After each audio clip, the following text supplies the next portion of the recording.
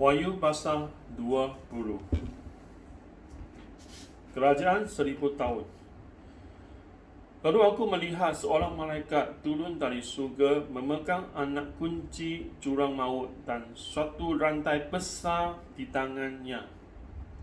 Ia menangkap naga, si ular tua itu, iaitu iblis dan setan.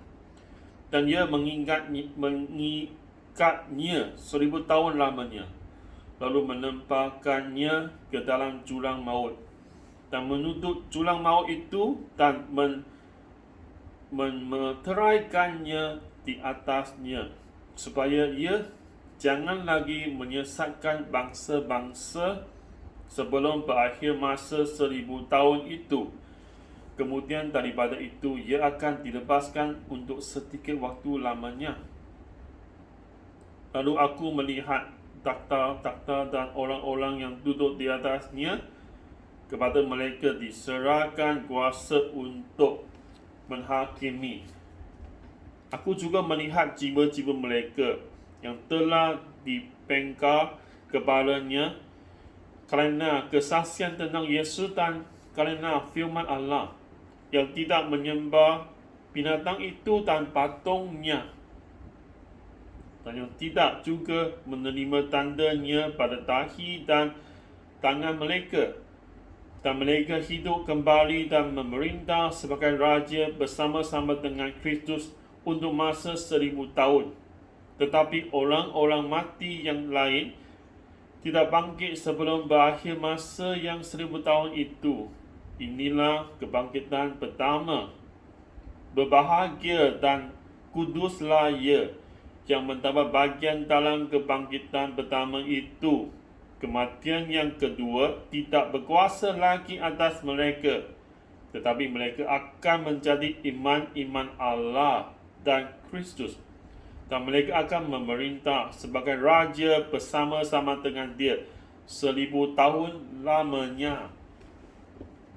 Iblis dihukum, dan setelah masa 1000 tahun itu berakhir, iblis akan dilepaskan dari penjaranya, dan ia akan pergi menyesatkan bangsa-bangsa pada keempat penjuru bumi, iaitu Gog dan Magog, dan mengumpulkan mereka untuk berperang, dan jumlah mereka sama dengan banyaknya pasir di laut.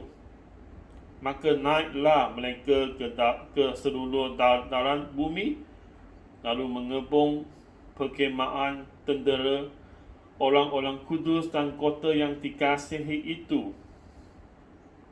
Tetapi dari langit turunlah api menghanguskan mereka, dan iblis yang menyesatkan mereka dilemparkan ke dalam lautan api dan belelang, iaitu tempat binatang dan nabi palsu itu, dan mereka disiksa siang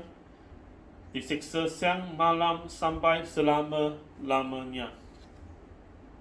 Hukuman yang terakhir. Lalu aku melihat suatu takhta putih yang besar dan dia yang duduk di atasnya.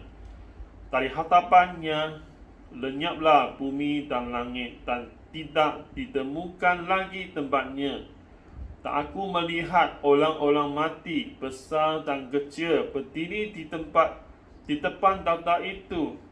Lalu dibuka semua kitab, dan dibuka juga sebuah kitab lain, iaitu kitab kehidupan. Dan orang-orang mati dihakimi menurut perbuatan mereka, berdasarkan apa yang ada tertulis di dalam kitab-kitab itu. Maka laut menyerahkan orang-orang mati yang ada di dalamnya, dan maut dan kerajaan maut menyerahkan orang-orang mati yang ada di dalamnya, dan mereka dihakimi masing-masing menurut perbuatannya. Lalu maut dan kerajaan